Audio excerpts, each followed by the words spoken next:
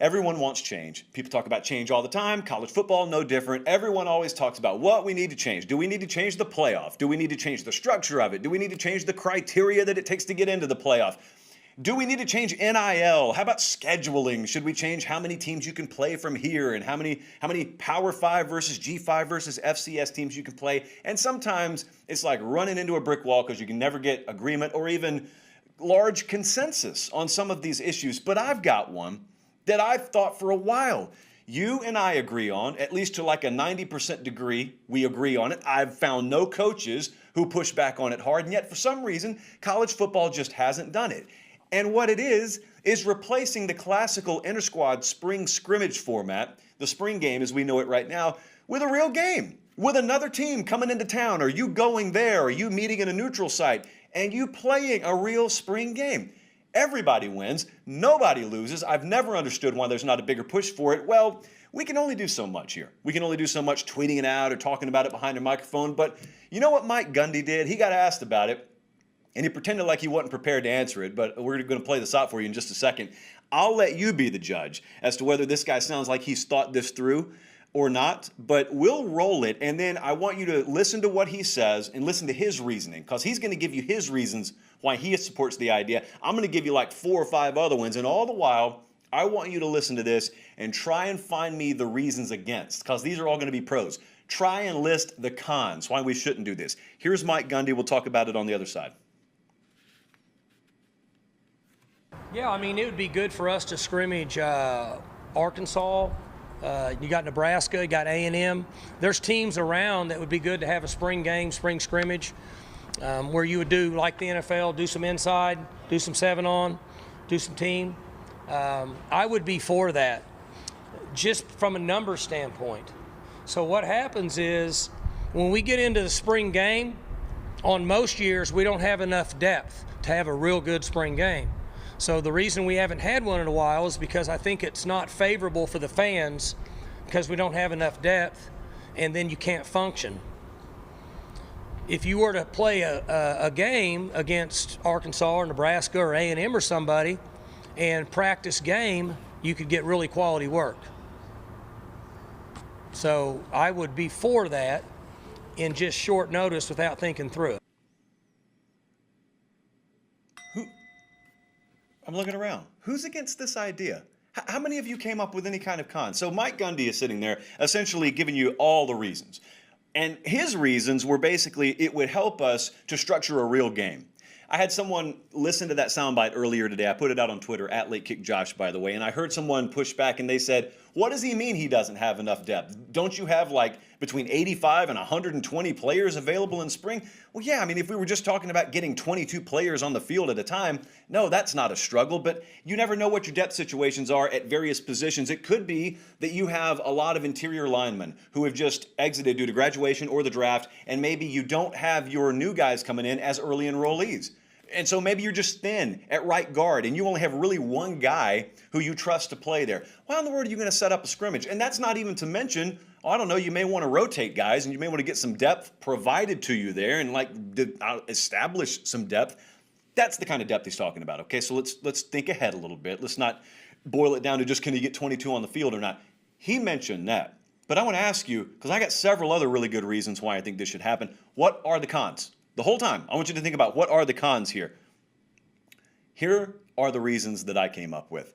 I think about it, firstly, since everyone wants to talk about this these days, from a television standpoint. Imagine the salivation amongst executives at ESPN, CBS, Fox, etc., at the idea of an entire shelf full of new spring inventory. Not just spring games. I know they already put them on TV, but they're not appointment television. You watching Arkansas Red versus Arkansas White is not appointment television outside of Fayetteville and the surrounding area. But if you knew Arkansas, for instance, let's take Mike Gundy's example there. If you knew Arkansas was facing Oklahoma State, even though it's not going to count in the standings, even though it probably would be unwise to bet on it because maybe the formatting is going to be different, you're watching it. You know it's on April 16th, and you're planning ahead for 2 weeks. You may be going there. You probably charge a little bit to get in the game at that point and make some gate revenue. That alone, if you're just in the TV world, if you're just in the casual fan only coming to the TV for appointment television viewing world, that makes sense.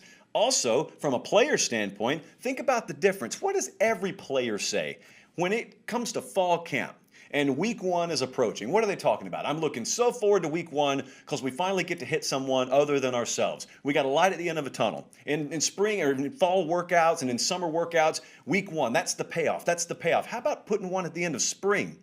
You got winter workouts, you got spring practice. What a different finish line that is when you know you're going to line up against someone unfamiliar. You get to play someone with different jersey colors. Like, that would be very, very fun. It's a challenge for your coaching staff. You as a head coach at any given year could have 1, 2, or 6 new coaches. You get to put them in a true game day environment that you know as well as I do, can't fully simulate in practice. Try as you might, you can't fully simulate it. Fans get a much better event here. Get a way better event. You're looking for reasons. If you claim you're trying to grow the game, if you claim you're trying to give fans what they want, give them what they want here. No fans turning this down. There's not a fan I've talked to on planet Earth who'd say, nah, I don't want to see more high-level football being played. Nah, I'm kind of not interested in that. I'd like for him to keep it behind the curtain. Also, you kill a couple more birds with one stone here.